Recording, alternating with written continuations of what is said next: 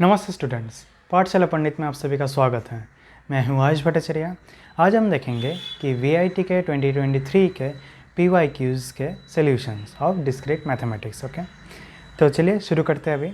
तो पहला क्वेश्चन हमें ये कहता है कि using the rules of set operations simplify the following, and the first sub question is A union B का whole complement union of A complement intersection B। Okay, तो यहाँ पर हमें क्या करना पड़ेगा, सबसे पहले तो जो गिवन है वो हमें लिखना पड़ेगा। So given is A union B whole complement union of A complement intersection B। Okay, इसके लिखने के बाद हमें A complement intersection B complement union of A complement intersection of B ये लिखना है। अभी ये कौन सा प्रॉपर्टी है, ये है दे मॉर्गन्स प्रॉपर्टी। ठीक है, याद रखना हमेशा जो ये है जो हम कर रहे हैं, जो ऑपरेशन कर रहे हैं उसका नाम भी लिखना है। ठीक है, नहीं तो फुल मार्क्स नहीं मिलते हैं। सो दे मॉर्गन्स प्रॉपर्टी। ठीक है, मैं सिर्फ प्रॉप करके लिख देता हूँ, पर एग्जाम में पूरा प्रॉपर्टी लिखना है। नेक्स्ट हमें क्या दिख रहा है, यहाँ पर A कॉम्प्लीमेंट और A कॉम्प्लीमेंट दोनों जगह पे कॉमन दिख रहा है, तो इसे हम बाहर ले सकते हैं। So A complement intersection of जो बचा रहा वो उससे अंदर ले लेना है। So B complement union of B। Yes, B complement union B। ये कौन सा प्रॉपर्टी हुआ, ये डिस्ट्रीब्यूटिव प्रॉपर्टी हुआ। Okay, so distributive property. Alright, next हमें क्या दिख रहा है, यहाँ पर B कॉम्प्लीमेंट के साथ B पूरा यूनियन किया जा रहा है।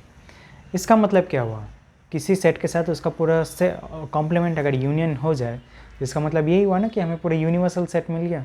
सो वही हम अभी नेक्स्ट करने वाले हैं, इंटरसेक्ट यूनियन। ठीक है, याद रखना ये यूनिवर्सल सेट का सिंबल है। ठीक है, सो यहाँ पर ये कौन सा लॉ है, ये है कॉम्प्लीमेंट लॉ। ओके, ये है कॉम्प्लीमेंट लॉ या फिर कॉम्प्लीमेंट प्रॉपर्टी। ठीक है,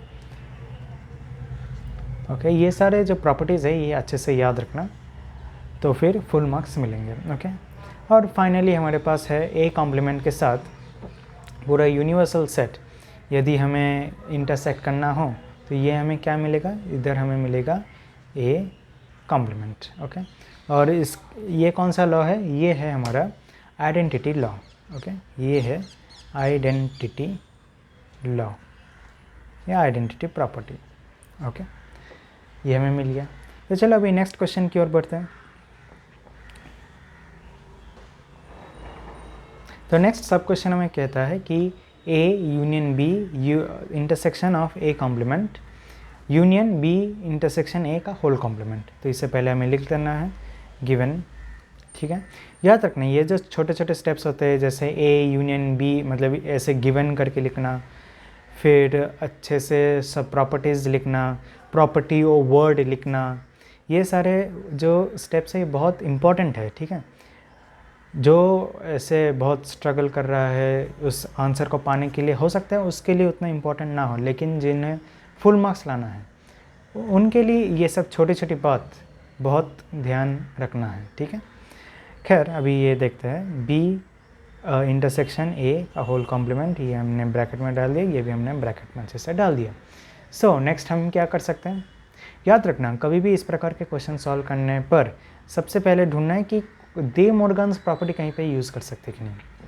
ठीक है, तो अच्छे से हम लिख सकते हैं कि हाँ इधर तो यूज़ हो सकता है B इंटरसेक्शन A के कॉम्प्लीमेंट पर, तो चलो यूज़ कर देते हैं। So here it will be A union B का intersection A complement union of B intersection union A intersection. ठीक है, ये हमने अच्छे से कर दिया। क्या है ये, De alright, this is De Morgan's.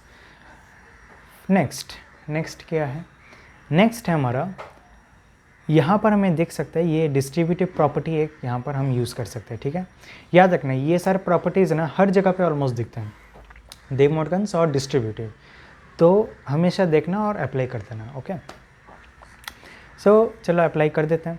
So what it will be, A intersection of A complement union B intersection of A complement, then union B intersection union A intersection. ठीक है, ये क्या हुआ? डिस्ट्रीब्यूटिव हुआ. Okay, distributive property. Okay, distributive property. Then next, अब हमें क्या दिख रहा है? ए के साथ ए कॉम्प्लीमेंट हम हम इंटरसेक्ट कर रहे हैं. तो जब किसी सेट के साथ किसी उसका कॉम्प्लीमेंट को हम इंटरसेक्ट करें, कुछ मिलता है? नहीं मिलता, हमें नल सेट मिलता है डायरेक्ट. तो null union of B A and then union B complement union A complement. Alright, हो गया. सो इसका क्या नाम दिया जाए? इसका नाम है कॉम्प्लीमेंट प्रॉपर्टी. ठीक है, मैं यहाँ पे सिर्फ प्रॉपर्टी का नाम लिख रहा हूँ, बट आप लोग यहाँ पर इसके साइड में प्रॉपर्टी ऐसे करके लिखते रहना. ठीक है. सो अभी ये तो नल सेट है, उसके साथ इन सब का यूनियन हो रहा है, तो नल सेट का तो कोई वैल्यू ही नहीं होता. तो हम डायरेक्टली लिख सकते हैं B intersection A union B complement union A complement. Okay, इस तरह से हम ये यहाँ पर लिख सकते हैं. सो देन यहाँ पर हम क्या करेंगे? यहाँ पर हम लिखेंगे नल सेट के साथ अगर हम ऐसे कर रहे हैं तो इसे हम लिखेंगे idempotent law. Okay, idempotent law. Okay, हो गया. नेक्स्ट हमें क्या दिख रहा है यहाँ पर? B के साथ B intersection A complement union B intersection union A intersection. So क्या हम इसके बाद यहाँ पर और भी सिंप्लीफिकेशन कर सकते हैं? सो ना, यहाँ पर हम और सिंप्लीफिकेशन नहीं कर सकते हैं. तो यही है हमारा final answer, which is this. Okay, so question 1 का B का जो क्वेश्चन है वो ये कहता है कि let R be the relation on the set A 0 1 2 3. Set A में हमें ये सब एलिमेंट्स दिया गया है and the relation on A is R equal to 0 1 1 1 1 2 2 0 2 2 3 0. Okay, find symmetric closure and transitive closure. अब सिमेट्रिक क्लोजर का मतलब क्या है? ये चलो सिर्फ क्लोजर का मतलब क्या है? क्लोजर का मतलब क्या है कि ये रिलेशन में जो एलिमेंट्स है ये तो आएंगे ही, प्लस वो सारे एलिमेंट्स भी हमें ऐड करना पड़ेगा जो उसे सिमेट्रिक बनाए. ठीक है, मतलब सिमेट्रिक क्लोजर का मतलब है कि वो सारे एलिमेंट्स उधर ऐड करना पड़ेगा जिसके कारण वो जो पूरा सेट है वो सिमेट्रिक हो जाए. ट्रांजिटिव का मतलब है, ट्रांजिटिव क्लोजर का मतलब है कि वो सारे एलिमेंट्स हमें ऐड करने हैं जिसके कारण वो पूरा ये हो जाए, मतलब वो पूरा ट्रांजिटिव हो जाए वो रिलेशन. ठीक है, तो चाहे तो एक बार सॉल्व करके अच्छे से देख ही लेते हैं हमें क्या क्या गिवन दिया गया है. ठीक है, एक काम करते हैं, बार बार गिवन मैं नहीं लिख रहा हूँ. ठीक है, आपको तो अभी समझ में आ ही गया होगा कि गिवन लिखना है, तो लिख लेना है ये गिवन. इसके बाद गिवन में हमें ये सेट A और R लिखना है. हाँ, ये बात याद रखना. इसके बाद हम डायरेक्टली यहाँ पर लिख सकते हैं. ठीक है, सिमेट्रिक क्लोजर. ओके, ऐसे करके लिखना, symmetric closure. Okay, symmetric closure. So R is equals to, अब सिमेट्रिक क्लोजर का मतलब क्या है? सो सिमेट्रिक क्लोजर का मतलब है कि 0 1 रहे तो 1 0 रहना चाहिए, ऐसा है. ठीक है, सो 0 1 1 0. ओके, 0 1 1 0 हो गया. सो ये वाला पार्ट हो गया. देन 1 1 तो 1 1 ही रहेगा ऑफ कोर्स. सो ये भी हो गया. देन 1 2 तो 2 1 भी रहना चाहिए. सो 2 1. ऑलराइट, 2 1. सो ये भी पार्ट हो गया. देन नेक्स्ट क्या आता है? 2 0. सो 2 0. सो 0 2 भी रहना चाहिए, 0 2. सो ये भी हो गया. नेक्स्ट क्या आ रहा है? 2 2.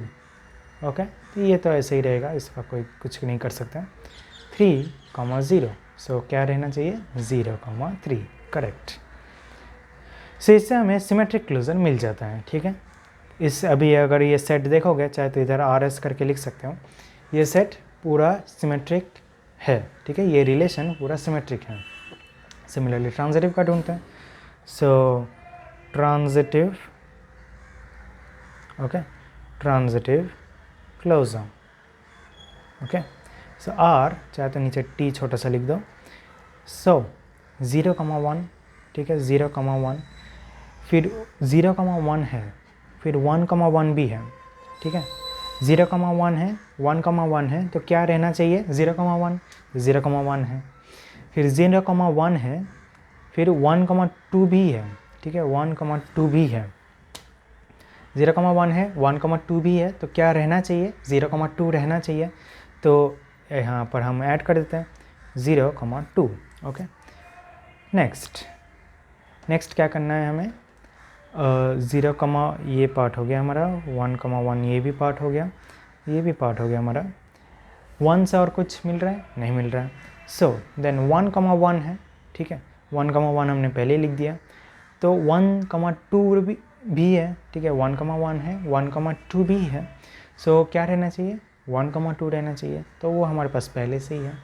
नेक्स्ट 1 से और कोई एलिमेंट है, नहीं है, तो आगे बढ़ते हैं। 1,2 है, फिर 2,0 भी है, ठीक है, 1,2 है, 2,0 भी है, तो क्या रहना चाहिए 1,0 रहना चाहिए, है ना, क्योंकि 1,2 है और 2,0 है, तो ट्रांजिटिव बनाने के लिए 1,0 रहना चाहिए। तो चलो 1,0 ऐड कर देते हैं। जो जो एलिमेंट्स मिसिंग है, ठीक है, वो सब हमें ऐड करना है, तभी वो क्लोजर बनेगा। ओके, सो 1,2, 2,0, सो ये भी हम इधर अंडरलाइन कर देते हैं। ये अंडरलाइन हम इसलिए कर रहे हैं ताकि हमें याद रहे कि कौन से एलिमेंट्स हमने पहले देख चुके हैं। ओके, सो 1,2, 2,0, 1,0 हमने ऐड कर दिया। 2 से क्या वाला एलिमेंट है 2,2। ओके, सो 2,2, तो 1,2 है, 2,2 भी है, तो 1,2 रहना चाहिए, करेक्ट, तो वो तो मैंने पहले ही लिख दिया। 2 से और कोई एलिमेंट है, नहीं है। अब देखो 2,2 है, तो बस ये तो ऐसे ही इधर हो गया। देन फाइनली 3,0, ठीक है, ये बस हमें ऐड कर देना है। याद रखना 3,0, तो फिर 0 से हमें देखना पड़ेगा कि 0 से और कोई एलिमेंट है या नहीं, ठीक है। तो यहाँ पर हम देख सकते हैं कि एक एलिमेंट हमें मिल रहा है, ठीक है, 3,0, फिर हमें देखना पड़ेगा कि 0 से और कोई एलिमेंट है, हाँ है 0,1, हमने पहले लिख दिया। 3,0 है, 0,1 है, तो क्या रहना चाहिए 3,1 रहना चाहिए। सो 3,1, इससे पूरा क्लोज़र बन जाता। तो सिमेट्रिक एंड ट्रांजिटिव क्लोज़र हमने इस तरह से ढूंढ लिया। ओके, तो चलो फिर क्वेश्चन 1 का सी देख लेते हैं। सो क्वेश्चन 1 का सी हमें कहता है कि determine whether the posets with the Hasse diagram is lattice. So ये डायग्राम में लैटिस है या नहीं, ये हमें देखना है, ठीक है। तो देखो लैटिस है या नहीं ये ढूंढने के लिए सबसे अच्छा तरीका है कि जो डिसकनेक्टेड पॉइंट्स है, मतलब जिन दो पॉइंट्स के बीच में डायरेक्ट एक लाइन नहीं है, ठीक है, कहीं और से आ रहा है तो और अलग बात है, बट डायरेक्टली एक लाइन नहीं है, उन दोनों पॉइंट्स को लो, ठीक है। तो चलो बी और सी ले लेते हैं। Consider points B and C. Okay, तो सबसे पहले इसका लोअर बाउंड देख लेते हैं, क्योंकि इधर हमें ग्रेटेस्ट लोअर बाउंड और लोएस्ट अपर बाउंड सभी पॉइंट्स का चाहिए, ठीक है। तो एक देख लेते हैं इन दोनों पॉइंट्स एटलीस्ट है या नहीं। सो जी एल बी नहीं, डायरेक्टली एल बी ढूंढते पहले, एल बी। तो इसका लोअर बाउंड क्या है, इसका लोअर बाउंड है ए। ओके, तो जी एल बी क्या होगा, जी एल बी भी ए ही होगा ऑफ कोर्स। यू भी देख लेते हैं अपर बाउंड। तो क्या क्या एलिमेंट्स हमें दिख रहे हैं, ठीक है, क्या क्या एलिमेंट्स, ये एक सेट में आएगा, हाँ याद रखना ये सब छोटी छोटी चीज़ें भूल मत जाओ। तो बी एंड सी है, इसका अपर बाउंड क्या होगा, मतलब वो सारे पॉइंट जो ये दोनों एक्सेस कर सकते हैं। सो यहाँ पर जी एक पॉइंट है जो ये एक्सेस कर सकता है, फिर क्या है, फिर एफ भी ये एक्सेस कर सकता है, जी है, एफ है एंड एच है। ओके, और कोई पॉइंट है जो ये एक्सेस कर सकता है, जैसे ये एक पॉइंट हो गया, फिर ये एक पॉइंट हो गया एंड ये एच पॉइंट हो गया, ठीक है, ये तीन ही पॉइंट्स हैं यहाँ पर। ऑलराइट, अब देखो यहाँ पर बी एंड सी ये तीनों पॉइंट्स अपर बाउंड में एक्सेस कर सकते हैं, लेकिन इनमें से लोएस्ट अपर बाउंड क्या है, ठीक है, यहाँ पर लोएस्ट अपर बाउंड क्या है, एल यू बी हम यहाँ पर क्या लिख सकते हैं। तो यहाँ पर लोएस्ट अपर बाउंड तो हम कुछ भी नहीं लिख सकते क्योंकि H तो सबसे ऊपर है, ठीक है, उसके नीचे है G और F, है ना, उसके नीचे, क्योंकि G और F H के ऊपर जैसे चढ़कर H तक जा सकते हैं, तो H से हम नीचे उतरकर F में भी जा सकते हैं, G में भी जा सकते हैं, ठीक है। और G और F तो आपस में डिसकनेक्टेड है, उसके बीच में कोई लाइन नहीं है, तो हम ये नहीं कह सकते कि F सबसे नीचे है या G सबसे नीचे है, ठीक है। यहाँ पर शायद दिख रहा होगा कि G थोड़ा सा ऊपर है, बट ये सिर्फ मैंने डायग्राम ऐसे बनाया इसलिए, बाकी तो हम देख ही सकते हैं ना कि G और F में कोई डिसकनेक्ट मतलब कोई कनेक्टेड लाइन नहीं है, दोनों को ही हम सबसे नीचे मान सकते हैं, मिनिमल पॉइंट्स मान सकते हैं। तो यहाँ पर लोवेस्ट अपर बाउंड नहीं है, इसलिए क्या लिखें हम, नल लिख देते हैं अभी के लिए। देयरफॉर चूँकि लोएस्ट अपर बाउंड हमारे पास नहीं है,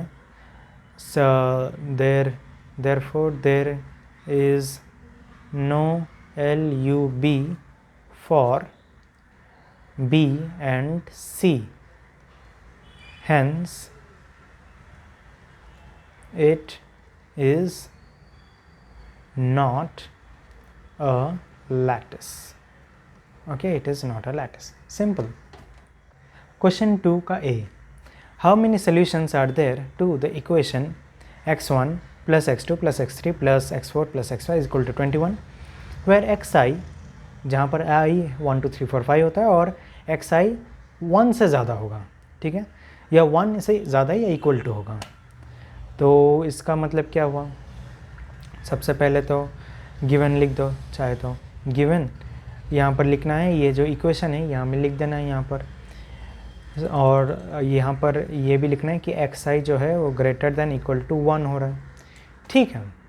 अब देखो यहाँ पर मैंने ये जो बनाया है सर्कल्स, ये यहाँ पर अगर काउंट करोगे तो 21 सर्कल्स हमें मिलेंगे।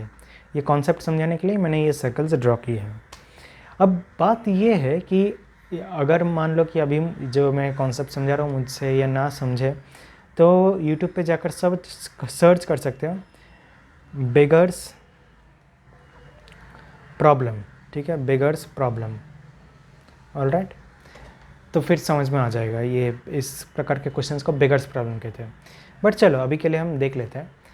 तो मान लो कि 21 यहाँ पे तो बोला गया कि कितने सारे सोल्यूशंस है, तो मान लो 21 बॉल्स है यहाँ पर, 21 बॉल्स को हमें 5 बच्चों में डिवाइड करना है, ओके। 21 बॉल्स को हमें 5 बच्चों में डिवाइड करना है, तो कैसे डिवाइड करें? वेल, एक काम करते हैं, बॉल्स के बीच में लाइंस ड्रॉ कर लेते हैं, जैसे कि ऐसा मैंने एक लाइन ड्रॉ कर दिया, फिर ऐसा एक लाइन ड्रॉ कर दिया, फिर ऐसा एक लाइन ड्रॉ कर दिया, और फाइनली ऐसा एक लाइन ड्रॉ कर दिया। तो 5 हिस्सों में बट गए, करेक्ट। अगर 5 है, 5 बच्चे हैं, तो कितने सारे लाइंस ड्रॉ करने पड़े? 4। मान लो 6 होते तो 5 ड्रॉ करने पड़ते, 7 होते तो 6 ड्रॉ करने पड़ते हैं, करेक्ट। तो एक कम करना पड़ता है। अब बात ये है, ठीक है, अब बात ये है कि इन लाइंस का मैं तो कहीं पर भी यहाँ पर ऐसे पोजीशन कर सकता हूँ, करेक्ट। इन लाइंस को तो मैं कहीं पर भी ऐसे सेट कर सकता हूँ, कैसे भी कर सकता हूँ, करेक्ट। लेकिन यहाँ पर एक कंडीशन जो दिया गया है वो है कि xi is greater than equal to 1 है। तो मतलब एक बॉल हमें ऐसे देना ही पड़ेगा हर एक बच्चे को, ओके। इसका मतलब क्या हुआ? देखो ऐसा भी हो सकता है ना कि मैंने ये जो लाइंस में ड्रॉ करो ये रैंडम हो, तो ऐसा भी मैं कर सकता हूँ कि ये लाइन जो है ये मैंने ऐसा ही इधर 2 लाइंस ड्रॉ कर दिए, फिर ऐसा इधर 2 लाइंस ड्रॉ कर दिए। मतलब क्या हुआ, एक बच्चे को 1 बॉल मिला, दूसरे बच्चे को कुछ नहीं मिला, तीसरे बच्चे को 2 बॉल मिला, चौथे बच्चे को कोई भी बॉल्स नहीं मिला, और 5वें बच्चे को ये 21 माइनस 3 कितना होता है, 18 बॉल्स मिल गए, इतने सारे बॉल्स मिल गए। ऐसा भी हो सकता है। लेकिन देखो यहाँ पर लिखा गया है xi is greater than equal to 1, तो इसका मतलब हम ये नहीं कर सकते हैं। तो इसका क्या सोल्यूशन होगा? ठीक है, इसका सोल्यूशन यही है कि हमें एक बॉल एटलीस्ट सभी को दे देना पड़ेगा, ठीक है, एक एक करके बॉल हमें दे देना पड़ेगा। तो अगर एक बॉल देना ही है तो उससे पहले ही माइनस कर देते हैं। तो एक काम करते हैं, इससे हम पहले ही माइनस कर देते हैं, 1 2 3 4 5, ठीक है। इन बॉल्स को हमें पकड़ना भी नहीं है, ठीक है, इन बॉल्स को हमें पकड़ना भी नहीं है। ओके, सो यदि हम इन सारे बॉल्स का भी कंसिडर नहीं कर रहे हैं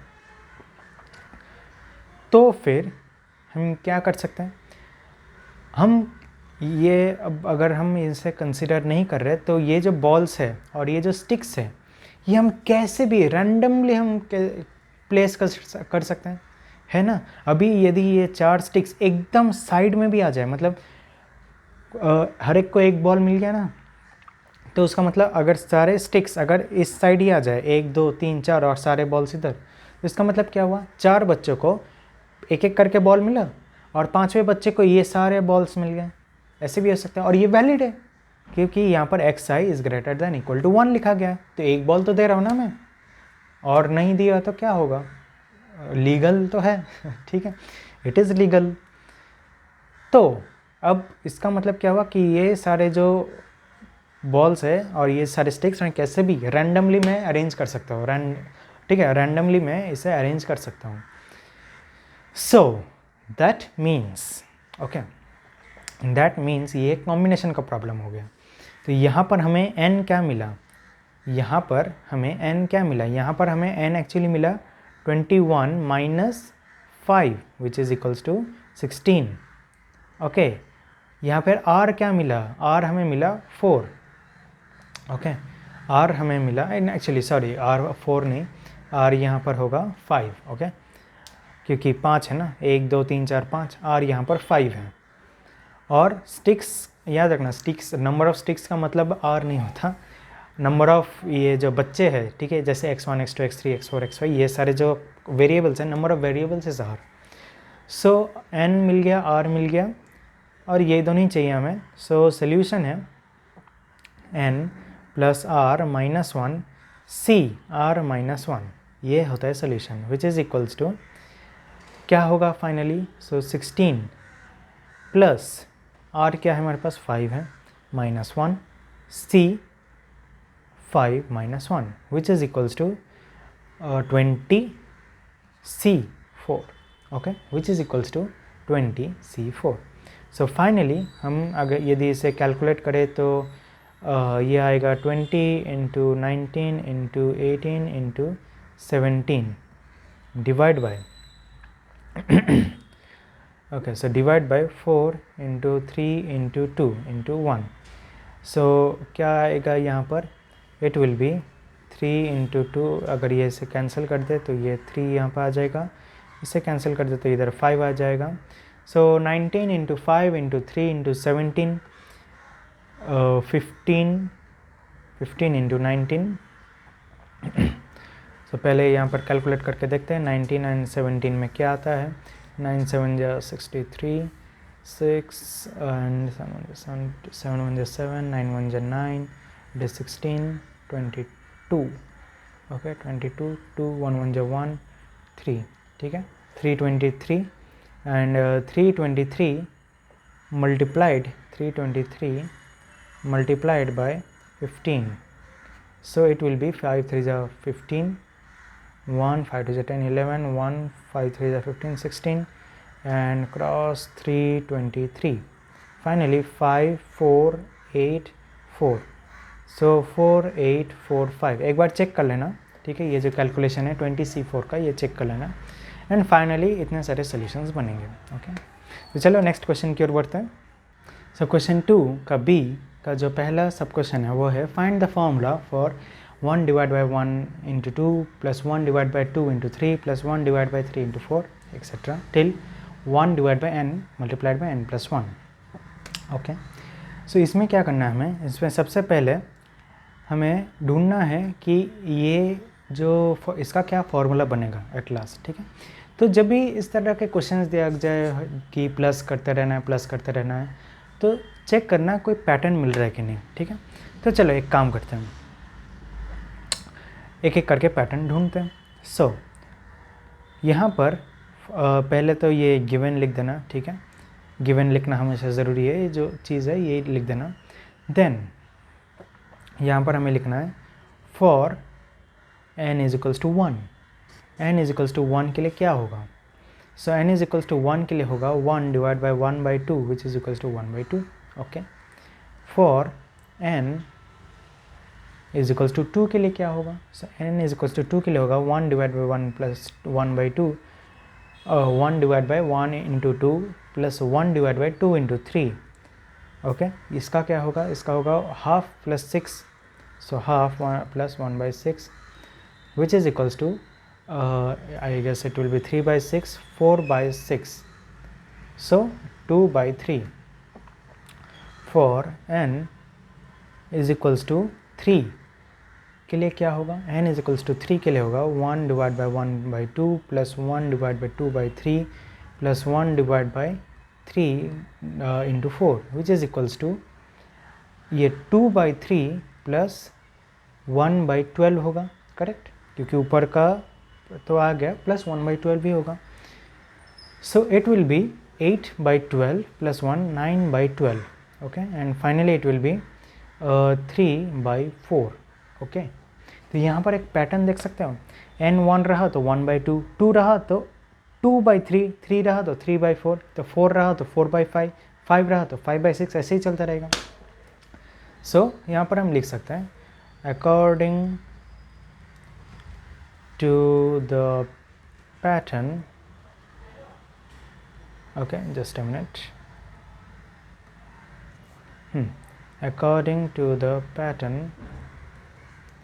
ये 1 divide by 1 into 2 plus 1 divide by 2 into 3 plus 1 divide by 3 into 4 continues till 1 divide by n plus 1 is equals to n plus 1.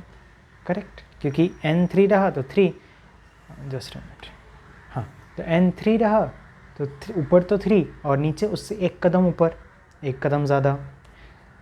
यहाँ पर n 2 रहा तो एक कदम ज़्यादा 2/3, यहाँ पर 3/4, तो इसलिए n divide by n plus 1 ही होगा. करेक्ट. तो फार्मूला तो मिल गया और पहला सब क्वेश्चन प्रूव हो गया. लेकिन हमें दूसरा सब क्वेश्चन भी देखना है और वो सब क्वेश्चन है कि prove the formula using mathematical induction conjectured in part A. Okay. So now जो सेकंड सब क्वेश्चन है उसके लिए सबसे पहले तो हमें ये लिखना है कि to prove. Okay, to prove.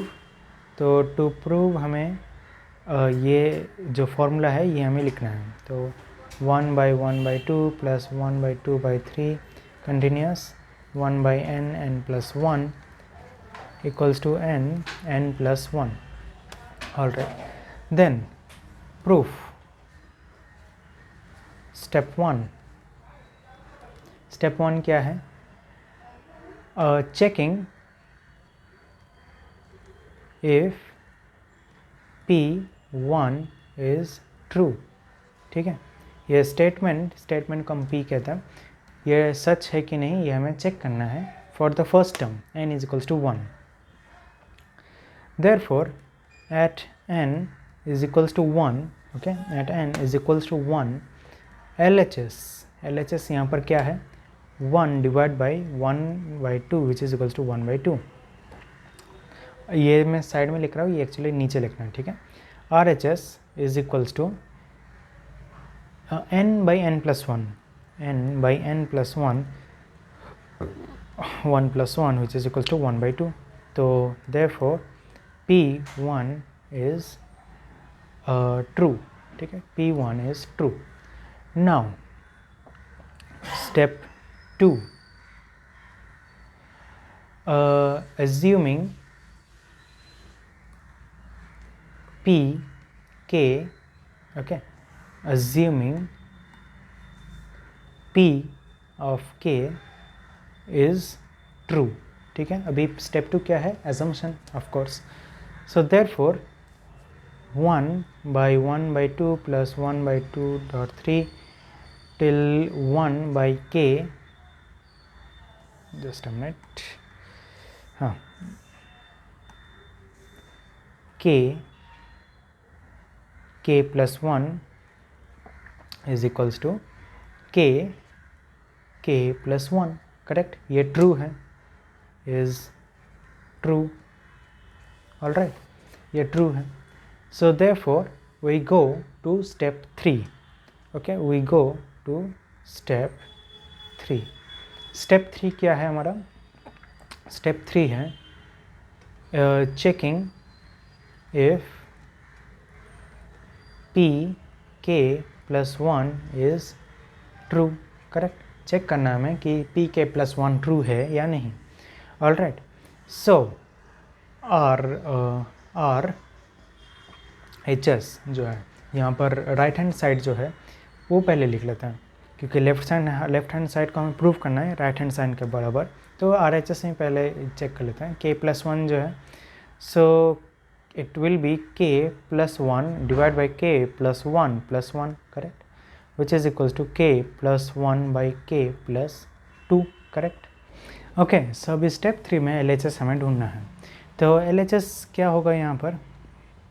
LHS is equals to 1 by 1.2 plus 1 by 2.3 till 1 by, यहाँ पर याद रखना p k plus 1 के लिए हो रहा है. सो पहले चाहे तो लिख देते हैं n plus 1, ऐसा है. So it is equals to 1 by 1.2 plus 1 by 2.3 till 1 by k plus 1 and k plus 2. ठीक है, मैं डायरेक्टली लिख देता हूँ. But it is equals to 1 by 1.2 plus 1 by 2.3 till 1 by k plus 1 and plus 1 by k plus 1 k plus 2, correct. ये ऐसा है. तो इतने का तो आंसर हमें पता है ना पहले से ही, ये तो ये इधर ही लिखा है k plus 1. So k plus 1 plus 1 by k plus 1 k plus 2. ठीक है, ये है इसका मतलब. अभी हमने इसे सब्सटीट्यूट कर दिया, विच इज़ इक्वल्स टू, अब देखो k plus 2 यहाँ पर हम अगर सब्सटीट्यूट कर दें, ठीक है, k plus 2 plus 1 divided by k plus 1 k plus 2, okay, which is equals to k square plus 2k plus 1 divided by k plus 1 k plus 2, all right, which is equals to k plus 1 का whole square. ठीक है, याद रखना ये क्या किसका formula था? k plus 1 का होल स्क्वायर का फॉर्मूला था. Divide by k plus 1 k plus 2, okay, which will finally give us k plus 1 k plus 2, all right, okay, which is equals to RHS. therefore यहाँ पर अच्छे से लिखना, therefore by the principle of mathematical induction we prove, ठीक है, we prove that it is equals to this. मतलब ये जो फॉर्मूला है ये इधर लिख लेना. ठीक है, बस ये स्टेटमेंट लास्ट में लिखना बहुत ज़रूरी है, याद रखना. ओके, तो अभी नेक्स्ट क्वेश्चन की ओर बढ़ते हैं. ओके, तो जो हमारे पास नेक्स्ट क्वेश्चन है, क्वेश्चन 2.c, वो कहता है कि how many bit strings of length 10 have at least 7 ones. Okay, तो इस क्वेश्चन को अपना अप्रोच कैसे करें? याद रखना है इस क्वेश्चन को अप्रोच करने के लिए ये तरीका है कि देखो बिट स्ट्रिंग्स ऑफ लेंथ 10 है, ये पहली बात याद रखना, और 7 एटलीस्ट, ये बहुत इंपॉर्टेंट वर्ड है, एटलीस्ट 7 ones. ठीक है, ये चाहिए. मतलब अगर 10 जगह खाली हो, उसमें एटलीस्ट 7 जगह पे 1 आना चाहिए. मतलब 7 जगह पे 1 आ सकता है, या फिर 8 जगह पे 1 आ सकता है, या फिर 9 जगह पे 1 आ सकता है, या फिर 10 के 10 जगह पे 1 आ सकता है. करेक्ट. सो इसका मतलब है कि पहले एक काम करते हैं, पहले जो 7 वाले है, 7 जगह पे 1 अगर आ रहे हैं, एग्जैक्टली 7 जगह पे 1 आ रहे हैं, ऐसे केसेस कंसिडर कर लेते हैं. सो यहाँ पे लिख देते हैं, consider strings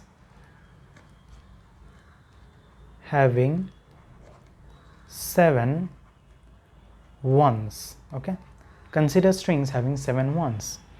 तो इसका हमें क्या लिखना है यहाँ पर? लेंथ अगर 10 है, ठीक है, n इज इक्वल्स टू 10, अगर लेंथ 10 है तो फिर r यहाँ पर 7 आएगा, correct. Therefore 10C7, alright. Similarly consider strings, ठीक है, ऐसे मैं उतना नहीं लिख रहा हूँ। Consider strings having 8 ones, therefore it will be 10C8, of course. Similarly 9 ones, तो 10C9, and finally 10 ones, it will be 10C10. तो या ऐसा मैं बोल रहा हूँ, हाँ, एक टाइम पे मतलब एक ही टाइम पे ऐसा तो नहीं हो सकता ना कि 7 बार 1 है और 8 बार भी 1 है एक ही टाइम पे, ऐसा तो नहीं हो सकता। या तो 7 बार 1 आएंगे, या फिर 8 बार, या फिर 9 बार, या फिर 10 बार, या ऐसे मैं यूज़ कर रहा हूँ। तो यहाँ पर क्या हुआ, 7 टाइम्स 1 और 8 टाइम्स 1 और 9 टाइम्स 1 और 10 टाइम्स 1। और जब ये और यूज़ होता है तब क्या करते हैं, एडिशन करते हैं या मल्टीप्लाई करते हैं? ऑफ कोर्स एडिशन करते हैं। So therefore it will be the answer will be 10C7 plus 10C8 plus 10C9 plus 10C, just a minute, 10C10। तो इसका क्या क्या आंसर आता है एक बार चाहे तो हम चेक कर लेते हैं। सो इट विल बी, वैसे हाँ याद रखना, ये एग्ज़ाम में तुम लोग कैलकुलेटर यूज़ कर सकते हो, तो कैलकुलेटर के सारी चाहे तो आंसर ढूंढ लो। मैंने आंसर पहले से ढूंढ कर रखा है, वो है 176। ओके, तो इट विल बी 176। तो चलो नेक्स्ट क्वेश्चन की ओर बढ़ते हैं। Okay, so use the Euclidean algorithm to obtain integers x and y satisfying the following: GCD 143 227 is equals to 143x plus 227y। तो चलो फिर इसको हम धीरे धीरे सॉल्व करते हैं। सो हमें क्या दिया गया है, 143 एंड 227। तो डायरेक्टली हम जो बड़ा है उससे ही हम शुरू करते हैं। 227, okay, 227 is equals to 1 times, okay धीरे अच्छे से देखना, 1 टाइम्स 143, ठीक है। अब 2 टाइम्स 143 लिया तो 227 के पार हो जाएगा ना, तो इसलिए हमें एक ऐसा नंबर चुनना है जो 227 के नीचे हो, बट ऐसा भी नहीं कि बहुत नीचे है, ऑलराइट। मतलब अगर 227 माइनस ये जो मैंने पूरा किया है अगर करे तो वो 143 से कम होना चाहिए। बेसिकली हम क्या कर रहे हैं, डिवाइड ही कर रहे हैं ऐसे करके। 227 143, 1 माइनस 143 कितना होता है, 4 होता है, एंड आई गेस 84 होता है, हाँ 84 ही होता है, प्लस 84, ठीक है। रिमाइंडर यहाँ पर, कोशेंट यहाँ पर, डिवाइसर यहाँ पर, डिविडेंट यहाँ पर, ओके। तो 143 प्लस 84 हमें मिल गया। अब ये नंबर यहाँ पर आएगा, ये नंबर इस जगह आएगा। So 143 is equals to how many times 84। So of course अगर मतलब थोड़ा दिमाग लगाओगे तो 81 टाइम्स आएगा 84। सो 143 इज इक्वल्स टू 1 टाइम्स 84, फिर कितना 143 माइनस 84 कितना आता है। इन सब चीज़ों के लिए कैलकुलेटर यूज़ कर सकते हो, ओके। 143 माइनस 84 आता है 59। सो रिमाइंडर क्या आएगा यहाँ पर 59। अगेन 84 यहाँ पर इज इक्वल्स टू कितने टाइम्स कितने टाइम्स 59, 1 टाइम्स 59 माइनस या sorry plus again 84 minus 59 which is equals to 25। So 25 हमें इधर मिल गया। 59 1 times 25, 59 is equals to 1 times 25 plus के क्या होगा यहाँ पर, और नो यहाँ पर 1 टाइम्स 25 नहीं, यहाँ पर आएगा 2 times 25, alright. It will B 2 times 25, क्योंकि अगर डिवाइड करें 59 को 25 से तो क्वोशेंट 2 आता है, plus 9 of course. And finally या देखते हैं फाइनली होता है कि नहीं, 9 इज इक्वल्स टू और no 25 is equals to 9, yes, 2 times 9, 18 plus yes 7, okay, so 7, and finally यहाँ पर क्या आएगा, 9 is equals to 1 times 7 plus 2, therefore it will be अभी क्या आ सकता है, 7 is equals to 3 times 2 plus 1, so last of all 2 is equals to 2 times 1 plus 0. यहाँ तक हमने इसको लाए हैं, ठीक है, यहाँ तक हमने इसको लाया है. तो ये जो है ना, ये नंबर जो हमें यहाँ पर मिल रहा है 0 के जस्ट ऊपर, इससे कहते हैं GCD. यही है GCD. ओके, सो हमें क्या ढूंढना है, हमें तो GCD of this is equals to 143x plus 227y, ऐसा ढूंढना है ना हमें. तो इसके लिए हम क्या कर सकते हैं, इसके लिए हमें GCD जो है उसको लेफ्ट हैंड साइड पे रखना पड़ेगा. तो मतलब 1 का हमें लेफ्ट हैंड साइड पे हमें इसे रखना पड़ेगा. तो चलो रखते हैं फिर.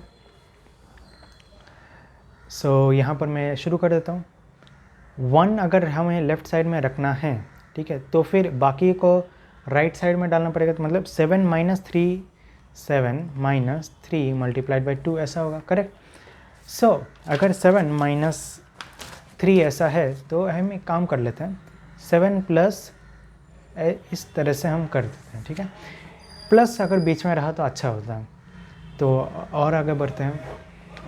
अगर ऐसा है तो फिर अब देखो हमें यहाँ पर 2 जो है, यहाँ पर जो 2 है ये हमें दिख रहा है अच्छे से. 2 को भी हम यहाँ पर पुश कर देते हैं. So 1 is equals to 7 plus minus 3 बड़ा ब्रैकेट, ठीक है. 2 यहाँ पर है ना, 2 को हमें यहाँ पर सब्सटीट्यूट करना है. सो 9 minus 1 times 7, okay, 9 minus 1 times 7, so which is equals to 7 plus minus 3 times 9 plus 3 times 7, correct, ऐसा है. और यहाँ पे तो 1 टाइम्स 7 है ही पहले से ही, एक बार तो 7 यहाँ पर एडेड है ही. So it will be minus 3 times 9 plus 4 times 7, correct, ऐसा ही है. ओके, तो इसके बाद हम क्या कर सकते हैं, इसके बाद हम चाहे तो 9 को यहाँ पर सब्सटीट्यूट कर देते हैं, ठीक है, या फिर चाहे तो 7 को सब्सटीट्यूट कर देते हैं, कोई भी कुछ भी कर सकते हैं. यहाँ पर चाहे तो हम 7 को ही सब्सटीट्यूट कर देते हैं.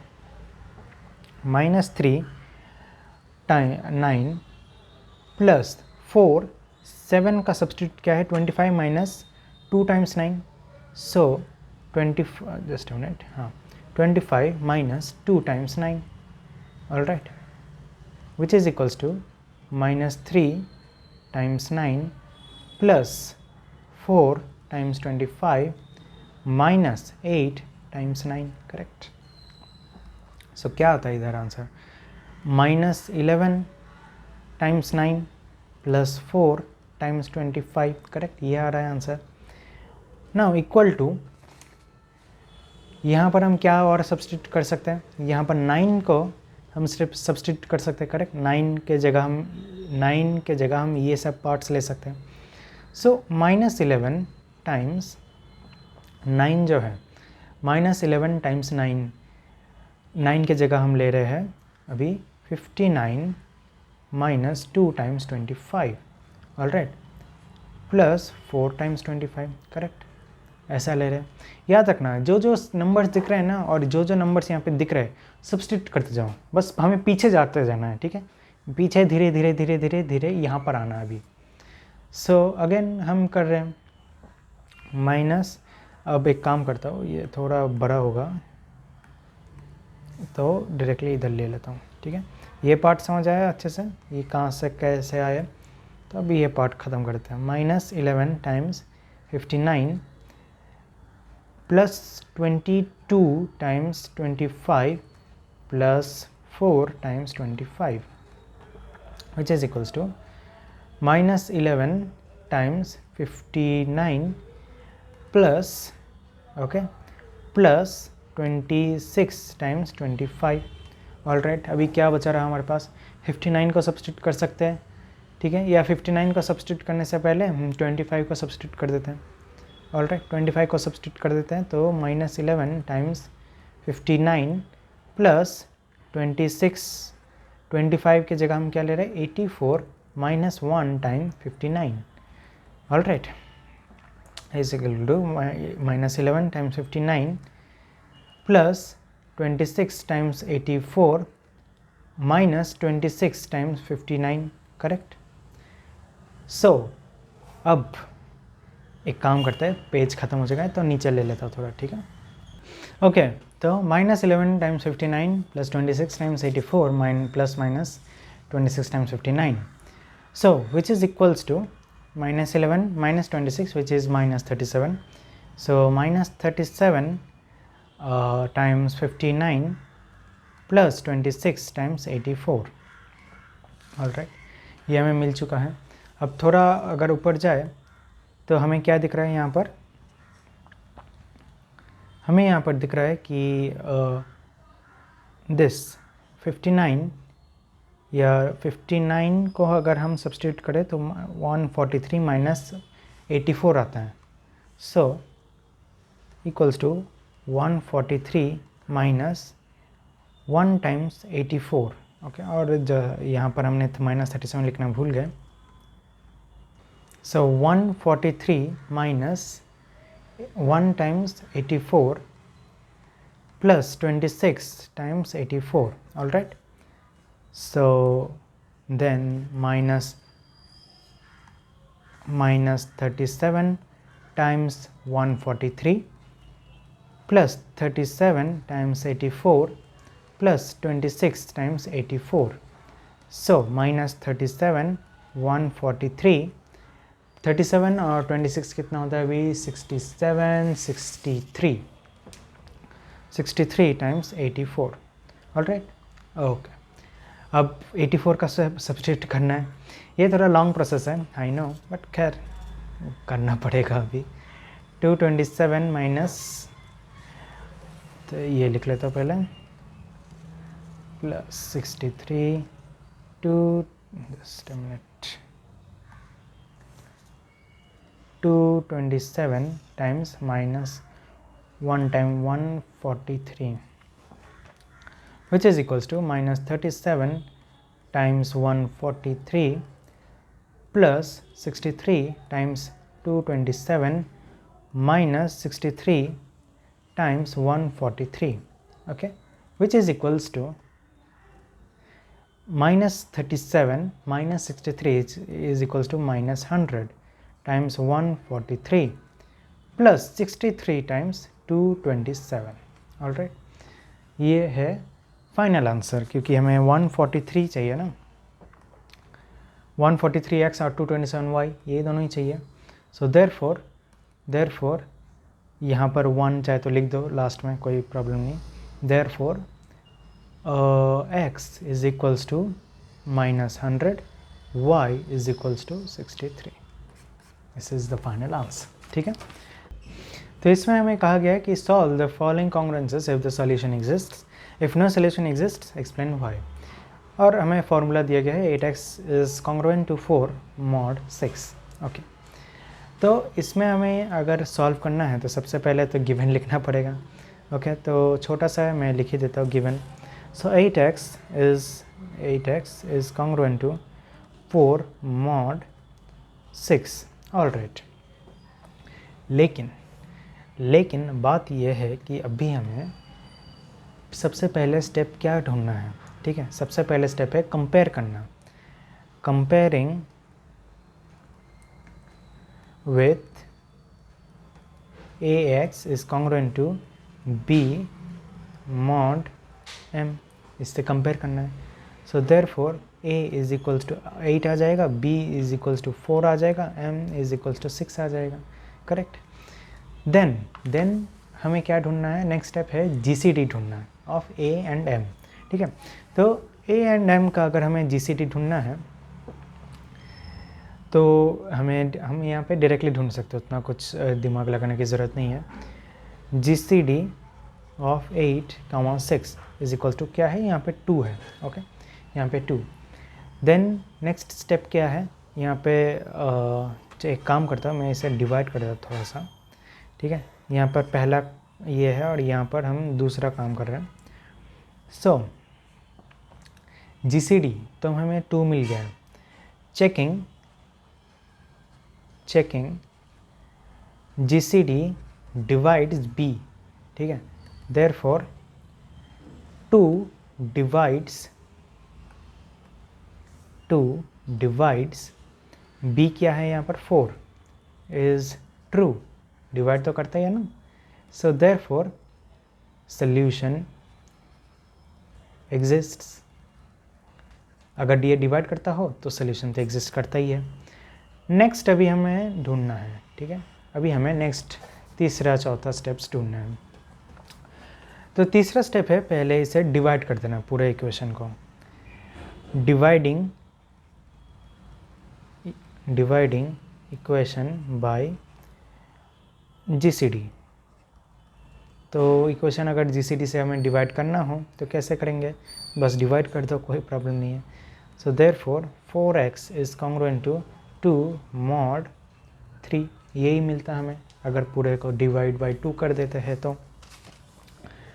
नाउ फाइंडिंग, नेक्स्ट क्या है, फाइंडिंग इनवर्स, ठीक है। Find, just a minute, hand writing थोड़ा अच्छा कर देता हूँ। याद रखना एग्ज़ाम में हैंड राइटिंग बहुत इंपॉर्टेंट होता है, ओके, तो चूक मत जाना। So therefore 4 A inverse is congruent to 1 mod 3 होना चाहिए। Therefore A inverse is equals to 4, या A इनवर्स ऐसा नहीं लिख सकता, 4 A इनवर्स -1 डिवाइड बाई 3 एक इंटीजर होना चाहिए, करेक्ट, एक इंटीजर होना चाहिए। तो कोई भी एक ऐसा रैंडम चुनते, चाहे तो 1 से शुरू करता है। 4 इंटू A इनवर्स अगर 1 ले लेते हैं तो 4 into 1 -1 is 3, 3 divide by 3 is 1, तो वो एक इंटीजर है। तो A inverse is equals to 1 कर देते हैं, ठीक है। अभी के लिए इतना ही काफ़ी है। नेक्स्ट इसे मैं 3 मान लेता हूँ, ओके। तो चौथा यहाँ पर मैं लिख देता हूँ। सो हाँ, A इनवर्स हमें मिल गया, तो therefore 4 multiplying by 1, both sides अगर 1 से मल्टीप्लाई कर दे तो therefore x is congruent to 2 mod 3 हो जाता है, करेक्ट। अगर दोनों साइड को 1 से मल्टीप्लाई कर दिया तो क्योंकि 4 का इन्वर्स है ना, तो 4 आउट हो जाता है। फाइनली हम आंसर यहाँ से ढूंढ सकते हैं। Therefore x minus, okay, x minus 2, okay, x minus 2 divide by 3 is an integer, okay, it should be N integer. और जो इंटीजर हमें मिलेगा, ठीक है, यहाँ पर जो हमें इंटीजर मिलेगा वो 6 से कम होना चाहिए, ठीक है। बस यहाँ पर mod 6 है ना, तो 6 से कम होने चाहिए बस। तो चलो ढूंढते अभी, तो और पॉजिटिव होना चाहिए, हाँ, ये भी याद रखना, ऐसा नहीं कि नेगेटिव की ओर हम बढ़ते रहे। तो चलो x की जगह पे हम डाल देते हैं 0 minus 2 by 3 is not an integer, 1 डाल के देखते हैं।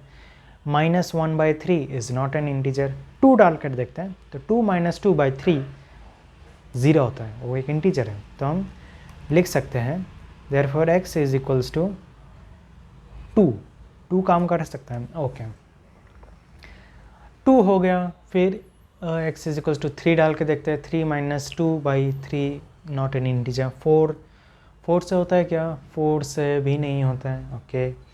5 minus 2 by 3 it is an integer, it is 1, तो 5, ओके। अब हम कितने देर, अब 5 हो गया और 6 से देखते हैं। 6 minus 2 by 3, no, it is not an integer. अब 6 से ज़्यादा तो हमें नहीं ढूंढना है। Therefore x not is equals to 2 and x 1 is equals to 5। यही है हमारा आंसर्स। वेरीफाई करने के लिए कि कितने सारे आंसर्स हमें चाहिए, जीसीडी का नंबर जो है और ये दोनों ये सेम मैचन है। जैसे अगर जीसीडी 3 निकला तो x1 x0 x1 और x2 निकलने चाहिए, मतलब 3 सॉल्यूशंस। यहाँ पे 2 है तो इसलिए यहाँ पर हमने 2 सॉल्यूशंस पाए। यहाँ पर अगर मान लो 1 होता तो सिर्फ एक ही सॉल्यूशन आता। ओके, तो इस तरह से हमें ये पूरा मिल चुका है। ऑलराइट, तो चलो नेक्स्ट क्वेश्चन की ओर बढ़ते हैं। सो क्वेश्चन 3 का सी है, using Chinese remainder theorem solve the following system. x is congruent to 5 mod 6, x is congruent to 4 mod 11, x is congruent to 3 mod 17। Okay, तो देखो पहले तो गिवन ये सब लिख लो क्योंकि हमें कंपेयर भी करना है। ओके, तो जब हम कंपेयर करेंगे, ठीक है, मैं डायरेक्टली कंपेयरिंग से शुरू कर देता हूँ। कंपेयर अगर हम करें तो हमें मिलेगा कि यहाँ पर A1 is equals to 5, A2 is equals to 4, A3 is equals to 3, and similarly B1 is equals to 6, B2 is equals to 11, B3 is equals to 17 है। ठीक है, ये हमने कंपेयर करके भाग लिया क्योंकि जनरली जो फॉर्मेट होता है वो x is congruent to A mod B होता है। करेक्ट, यही फॉर्मेट होता है ना।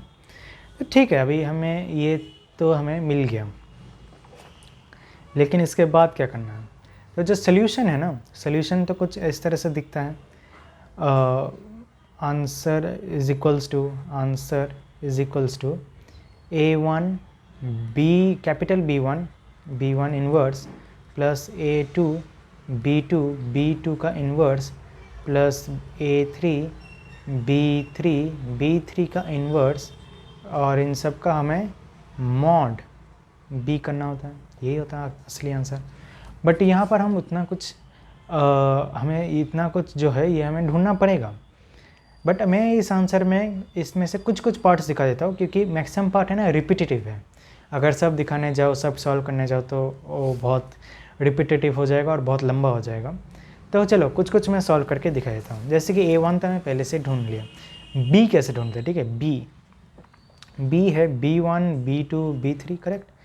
सो which is equals to 6 into 11 into 17, which is equals to मैंने पहले से ढूंढ कर रखा है और आंसर है 1122। ठीक है, चाहे तो एक बार वेरीफाई कर ही लेते हैं। 6 into 11 into 17 which is equals to 1122। Okay, ये कैलकुलेटर आप यूज़ कर सकते हैं, तो उतना दिमाग में कैलकुलेट करने की ज़रूरत नहीं है। B तो हमें मिल गया, अब क्या ढूंढना है? B1 B2 और B3। So B1 is equals to B by B1। ठीक है, B बाई B1, तो 1122 डिवाइड बाई क्या आएगा यहाँ पर? आएगा यहाँ पर B1 क्या है? 6। So it is equals to 187। Okay, just a minute, हाँ, तो 187। ओके, सिमिलरली हमें B2 और B3 भी ढूंढना है। ठीक है, तो ढूंढ लेना।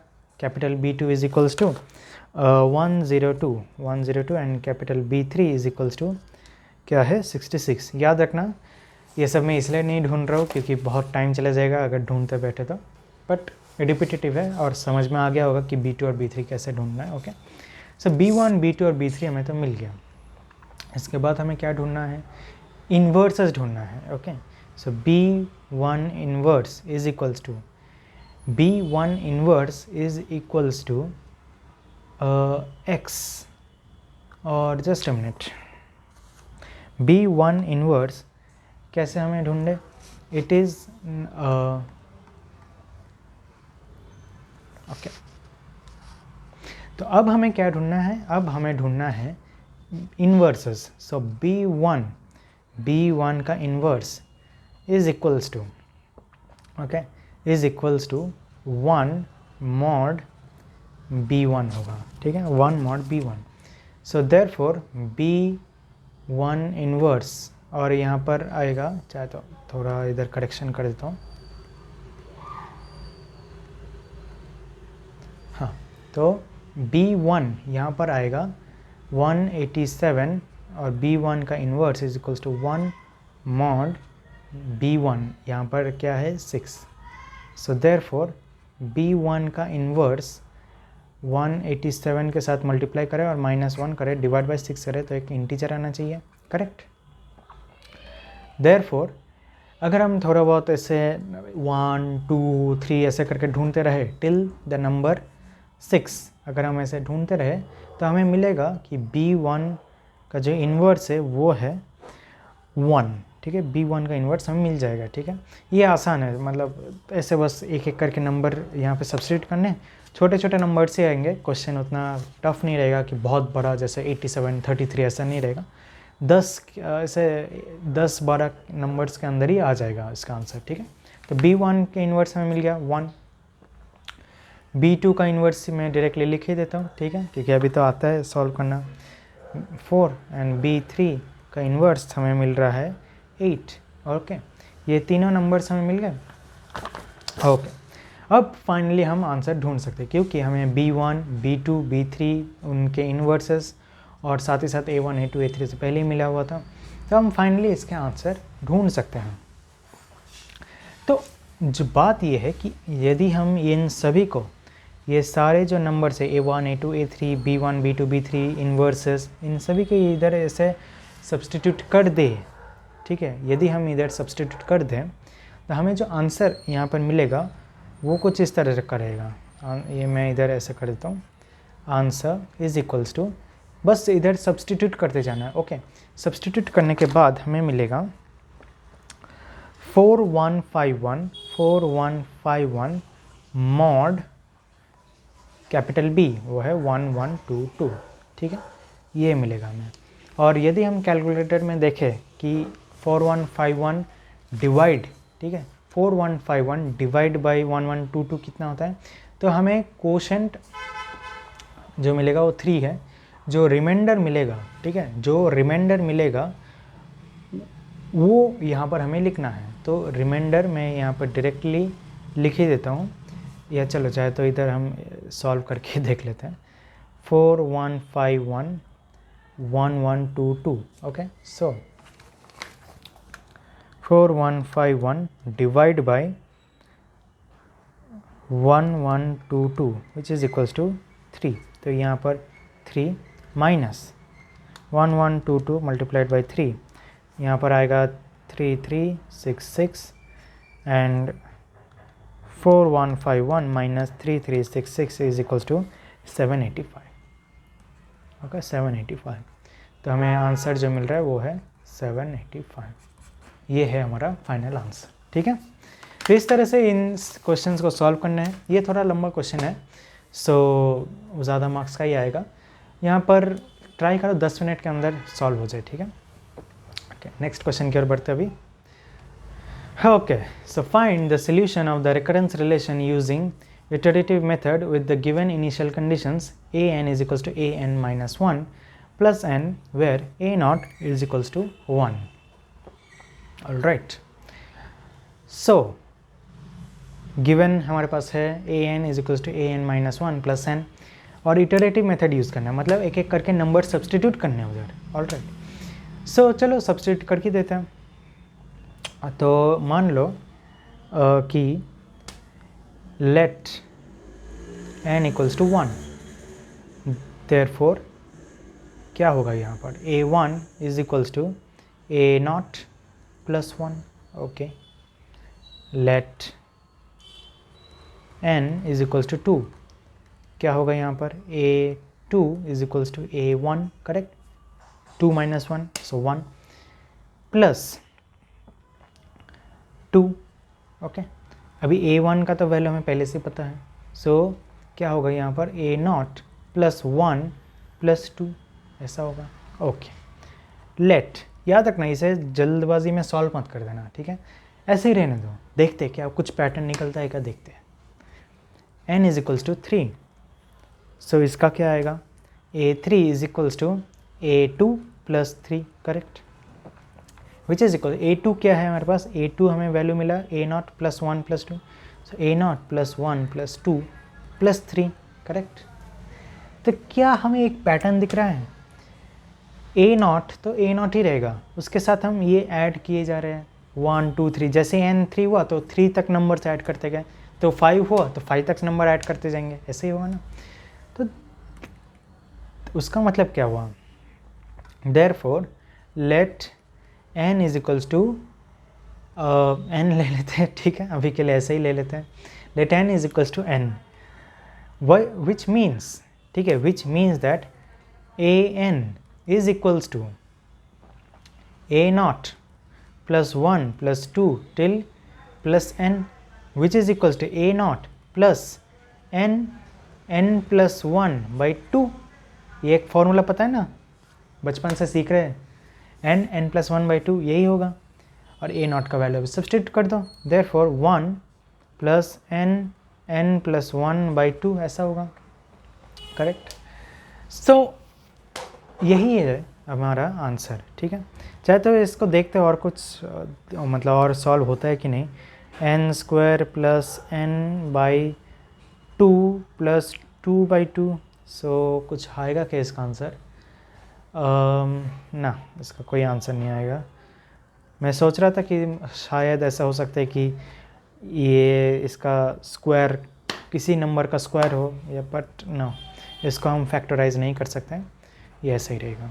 अगर चाहो तो इधर भी इधर तक ही छोड़ सकते हो, नहीं तो इधर तक किया तो भी चलेगा, ठीक है। तो यही है हमारा आंसर, ऑलराइट। नेक्स्ट क्वेश्चन की ओर बढ़ते हैं। तो जो क्वेश्चन है वो है find the general solution of an is equals to 3an-1 plus 3 raise to n with the initial condition a1 is equals to 5। यहाँ पे जनरल सोल्यूशन ढूंढना है, तो चलो लिखते हैं एक एक करके। सो an is equals to 3an-1 plus 3 raised to n, okay. इसके बाद कॉमा डाल के a1 is equals to 5 भी लिखना है, ठीक है।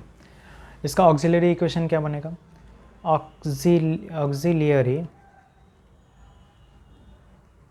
Equation is r square minus, या r square is equals to 3r plus r square plus 3r plus 0, ठीक है, ऐसे ही मान लेते हैं। या फिर और भी अच्छा तरीका है इसको रिप्रेजेंट करने का, वो है कि पहले ही इसको, ठीक है, पहले ही इसको एक अच्छा फॉर्मेट लिख दो जहाँ पर a वाले टर्म्स लेफ्ट साइड में हो और जो बाकी टर्म्स हो वो राइट साइड में हो। तो therefore an minus 3an-1 is equals to 3 raise to n, ठीक है। तो ऑक्सिलरी इक्वेशन क्या बनेगा, r minus 3 is equals to 0, ठीक है, r स्क्वायर नहीं है, ओके, याद रखना r ही होगा। जब यहाँ पर 2a दिखे तो सिर्फ r, 3a दिखे तो r स्क्वायर, 4a दिखे तो r क्यूब, ठीक है, ऐसे करके। तो r इज इक्वल्स टू 3 आ गया, okay, r is equals to 3 आ गया। इसके बाद हमें पहले ढूंढना है an होमो, ठीक है, हमें सबसे पहले ढूंढना है an होमो। सो an होमो, ठीक है, an homo which is equals to b1, ठीक है, b1 3 रेज टू n, ऐसा ही होगा ना, क्योंकि हमें r तो 3 दिया गया है तो वही होगा। सो an homo is equals to b1 3 raised to n. Now at n is equals to 1, at n is equals to 1 पे क्या होगा, a1 is equals to b1 3, correct, b1 3, a1 का वैल्यू हमें पता है, therefore a1 का value क्या है हमारे पास, 5 है, 5 is equals to b1 into 3, therefore b1 is equals to 5 by 3, therefore an homo, ठीक है, an homo is equals to 5 by 3 just a minute, 3 raised to n, correct, यही होगा। नेक्स्ट हमें क्या ढूंढना है, ANP, ऑल राइट, तो ढूंढते चलो। सो ANP हमारा क्या होगा, ANP विल बी, यहाँ पर FN क्या है हमारे पास, FN है हमारे पास 3 raised to n, ये है हमारे पास FN, तो जब एफ एन ऐसा हो उसका मतलब है कि ए एन पी जो है हमारा होगा ए नॉट 3n डॉट एन। क्यों यहाँ पे 3 है, रूट्स में भी हमें 3 मिले तो एक n तो हमें ऐड करना ही पड़ेगा ना। अगर 2 3 निकलते हैं तो यहाँ पर n² हो जाता, 3 निकलते तो n³ हो जाता, करेक्ट। सो सब्स्टिट्यूट करना, अभी डायरेक्टली सब्स्टिट्यूट करना। Therefore A N P, A N यहाँ पर जहाँ जहाँ पे है वहाँ पे सब्स्टिट्यूट कर दो। सो क्या निकलेगा हमारे पास, a not 3n n minus of 3 a not 3n minus 1 3n minus 1 dot n minus 1, correct, ऐसा ही आएगा ना, is equals to 3n। Therefore a not n 3n minus, यहाँ पर अगर हम देखें तो यहाँ पर आएगा 3a not 3n minus 1 n plus 3a not 3n minus 1, ऐसा ही आएगा, correct, is equals to 3n। So यहाँ पर a नॉट n 3n हो रहा है, ओके, माइनस अब 3a not 3n by 3n plus 3a not 3n by 3 is equals to 3n, ऐसा आ रहा है, करेक्ट। जहाँ जहाँ पे 3n है वो क्रॉस कर दो, यहाँ यहाँ यहाँ यहाँ क्रॉस हो गया। अब देखो 3 और 3 है तो इधर भी क्रॉस कर दो, ओके, हो गया क्रॉस, ऑलराइट, यहाँ पर हो गया। तो एक काम करते हैं, अभी एक नेक्स्ट नए पेज में ले लेते हैं ये इस सम को। सो फाइनली हमारे पास जो इक्वेशन आ रहा है वो है a not n minus a not n plus a not is equals to 1, okay, और ये मैंने गलती से लिख दिया है। सो ये क्रॉस हो गया, ये भी क्रॉस हो गया, therefore a not is equals to 1।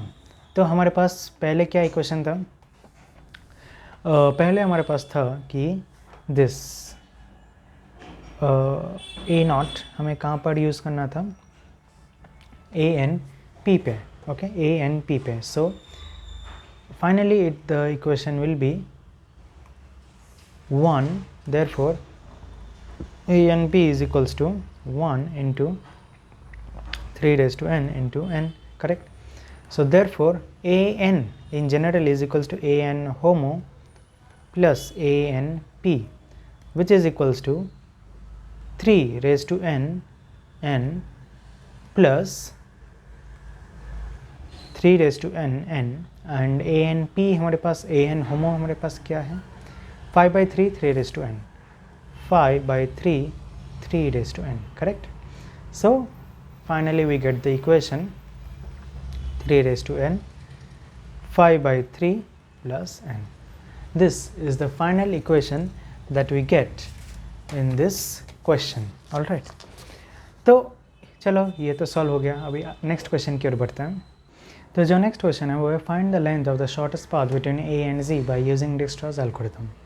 तो ये ग्राफ हमें दिया गया है जो जिसका एक बड़ा फॉर्मेट मैंने इधर ड्रॉ किया है, ठीक है। आपको भी क्वेश्चन पेपर में एक ऐसा बनाना पड़ेगा। तो चलो शुरू करते हैं ए से, ठीक है। तो ए से बी में जाने के लिए और सी में जाने के लिए क्या क्या रास्ते हैं, एक ये और एक ये। तो सबसे पहले इधर एक ऊपर लिखते जाओ, ठीक है। ए से बी में जाने के लिए क्या है, पहले वो कहाँ से आ रहा है और फिर कितना रास्ता चला है। कहाँ से आ रहा है, ए से आ रहा है, कितना रास्ता चला है, 4, तो ऐसे लिखे हैं यहाँ से। सो सी तो कहाँ से आ रहा है, ए से, और कितना चला है, 3, ठीक है, ऐसा। फिर बी कंसिडर कर लेते हैं, ये दोनों रास्ता पैक हो गए, ओके। बी कंसिडर कर लेते हैं, बी से डी जा सकता है और सी जा सकता है, करेक्ट। सो डी में जाने के लिए उसको कितना चलना पड़ेगा, डी जाने के लिए उसको चलना पड़ेगा इतना 4 + 5 विच इज़ 9, और कहाँ से आ रहा है, बी से। सो बी, 9, ओके। और बी से और सी में भी जा सकता है, तो कितना लगेगा, 4 + 3, ठीक है, 4 + 2 विच इज़ इक्वल टू 6। लेकिन यहाँ पे पहले ही 3 वाला एक है, तो अगर रास्ता कम हो तो लिखने की ज़रूरत नहीं है, ओके। तो हो गया, ऑलराइट। नेक्स्ट नेक्स्ट सी पकड़ लेते हैं। तो सी से हम बी में जा सकते हैं, सी से हम डी में जा सकते हैं, सी से हम ई में जा सकते हैं। तो सी से बी में जाने के लिए 2, ठीक है, 3 + 2 5 लगेंगे, पर यहाँ एक 4 का एक रास्ता है तो मत लो, तो ये रास्ता कट हो गया। सी से हम डी में भी जा सकते हैं, तो सी से डी में जाने के लिए 6 चाहिए, 3 + 3। सो इसे हम यहाँ पर कट कर देते हैं और लिख देते हैं सी, जस्ट अ मिनट, सी, 6, ठीक है, ये हमने इधर लिख दिया। देन फाइनली इसके बाद ये रास्ता तो कट हो गया, ये रास्ता भी कट हो गया। सी से हम ई में भी जा सकते हैं, so 3 + 6 which is equals to 9, so see, 9, okay, ये हो गया पैक। देन डी से हम कहाँ जा सकते हैं, ई में जा सकते हैं और एफ में जा सकते हैं। तो डी से एफ में जाने के लिए 6 है, सो एफ, 6 है ना, तो 12 हो जाएगा, 12, f, 12। एंड डी से हम ई में भी जा सकते हैं, तो 6 + 1 7, तो सी का जो रास्ता है वो कट हो जाएगा, so it will be now D, 7, alright, D, 7, done. Then F का तो ये रास्ता पैक हो गया। एफ से जी में जा सकता है और जी में जा सकता है। सो एफ से जी में जाने के लिए कितना लगेगा, एफ से जी में जाने के लिए हमें लगेगा I guess 15, so it will be F and then 15, okay, F and 15। और एफ से जी में जाने के लिए लगेंगे 19, सो एफ 19। और ई में हमने तभी नहीं कंसिडर किए थे, ई से जी में जाने के लिए कितने लगेंगे, 7 + 5 12, सो इट विल बी जी 12, और नो वेट, ई 12,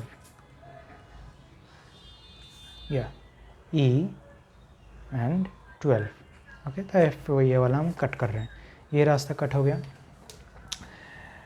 नाउ जी से, ठीक है, जी से एफ में जाने के लिए हम कितना लगेंगे, 12 + 3 15, तो ये तो हमें नहीं चाहिए, तो ये कट हो गया। जी से जी में जाने के लिए कितना लगेगा, फिर 12 + 4 16, सो इट विल शॉर्टर, एफ को कट कर देंगे, जी 16, ठीक है, 12 + 4 16। सो फाइनली क्या हुआ, जी, हम जी से जा रहे हैं, ठीक है, अब हमें बैक ट्रेस करना है, ठीक है। जी मैं यहाँ पे कहाँ पे, चलो यहाँ पे लिख देता हूँ, जी से हम जी जा रहे हैं, करेक्ट, मतलब बैक अगर जाए तो लाइक दिस। तो जी हम कहाँ से आए थे, ई से आए थे, सो ई लिख दो यहाँ पर, ई हम कहाँ से आए थे, ई हम आए थे डी से, तो डी ऊपर है वो लिख दो, डी हम कहाँ से आए थे, सी से आए थे, सी कहाँ से आए थे, ए से आए थे, ए। और टोटल कितना लेंथ हुआ, लेंथ इज इक्वल्स टू जो लास्ट में लिखा है ये 16, ठीक है, ये है हमारा लेंथ, ऑलराइट। तो इस तरह से हम यूज़ करते हैं Dijkstra's algorithm. So last question जो है वो है 50 number of students appear for both the examinations. सो यहाँ पर लिख देते हैं universal set is equals to 50 N U is equals to 50। Then number of students who got grade A in first examination is equal to that of second examination, means NA is equals to NB, correct. मान लो दो ऐसे sets है जहाँ पर ये first exam और ये second exam, ठीक है, तो इन दोनों का ये सेम है, इन दोनों में स्टूडेंट सेम है। Total number of students who got grade A in exactly one examination is 40। मतलब सिर्फ इस पार्ट और सिर्फ इस पार्ट में अगर कंबाइन कर दिया जाए तो 40 निकलता है, बीच वाला वो हम कंसिडर नहीं करेंगे। मतलब क्या है कि N A plus N B minus 2 times N intersection B is equals to 40, ये दे दिया गया है।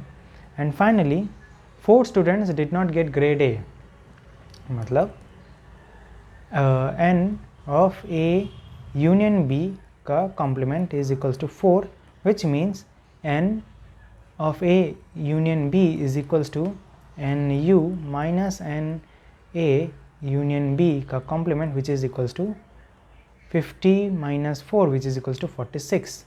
तो 46 स्टूडेंट्स इन यूनियन एंड ये है इसका 40 इस फॉर्मूले में। हमें ढूंढना है got grade A in first exam only, in second exam only, in both exams. Okay, so हमारे पास एक फॉर्मूला है N A plus N B minus N A intersection B is equals to N A union B. Correct, ये हमारे पास एक formula है। Therefore इसका क्या आंसर आएगा। और एक चीज़ हमें जो पता है वो है कि N A plus N A मैं ऐसे लिख सकता हूँ क्योंकि N B is equals to N है, minus of N A intersection B is equals to N A union B. Correct, ऐसा ही है। सो एन यूनियन बी तो हमें पता है, ये हमें अच्छे से पता है। ये हम कैसे ढूंढे, करेक्ट, ये चीज़ हम कैसे ढूंढे, तो हम इसका सहारा ले सकते हैं। N A plus N B है ना यहाँ पर, तो इसे हम कन्वर्ट करके एन ए ही कर देते हैं क्योंकि दोनों तो इक्वल ही है। तो एक काम करते हैं, यहाँ पर एक चाहे तो एक काम करता हूँ, मैं इस डायग्राम को इरेज कर देता हूँ। सो इधर इस वाले इक्वेशन का क्या मतलब है, 2 times n A minus 2 times n A intersection B is equals to 40। Correct, और इस इक्वेशन में हमें क्या दिया गया है, only 1 time. Okay, so 2 times n A minus of N A intersection B is equals to 46। Alright, is equals to 46। सो अगर ये हमें सब्ट्रैक्ट कर दे, ठीक है, तो हमें क्या मिलेगा, minus of N A intersection B is equals to -6। So plus कर देते दोनों को तो 6 हो जाता है। सो इन बोथ एग्ज़ाम्स के लिए तो वो 6 है।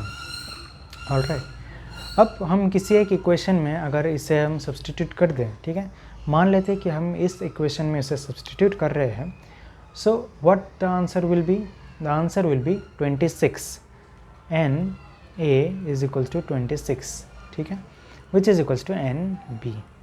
तो मैं डायरेक्टली यहाँ पर मैं बता ही देता हूँ, फर्स्ट एग्ज़ाम ओनली इसका आंसर ओनली लिखा गया है। तो हमें क्या करना पड़ेगा, 26 माइनस, ठीक है, 26 माइनस 6 इज इक्वल्स टू 20, ये हमें लिखना पड़ेगा। In first exam only is this 26 minus 6। Similarly in second exam only is also 26 minus 6। Correct, यहाँ पर भी हमें यही लिखना पड़ेगा, 26 minus 6 which is equals to 20 and both exam is 6। ठीक है, सो 20 प्लस 20 40 46 और 4 बच्चे जो इसको कहीं पे भी A ग्रेड नहीं मिला वो है 50, टोटल हो जाता है। ठीक है, तो इस तरह से हमारा ये PYQ सेशन एंड होता है। ऑलराइट, तो चलिए फिर आज के लिए थैंक यू वेरी मच।